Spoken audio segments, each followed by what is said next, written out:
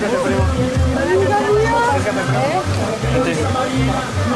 señora, bienvenida. Es su casa aquí.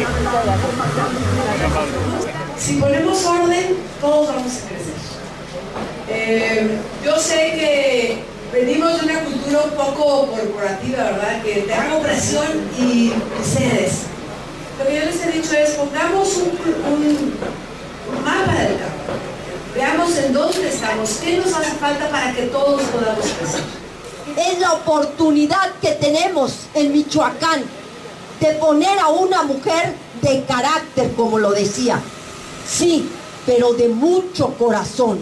Una mujer que quiere llevar orden, que quiere llevar transparencia al Estado. Merecemos poder mandar a nuestros hijos a la prepa y que se conecten en internet y que sepan en dónde van a poder hacer mejor cosas.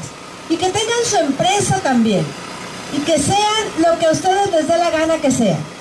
Y que vuelvan a casa y que vivamos en una comunidad que tenga pavimento, que tenga drenaje, que no tengamos que ir a lejos a lavar, que no tengamos que esperar que venga el agua. Tenemos derecho a que en cada uno de nuestros pueblos tengamos canchas, tengamos parques.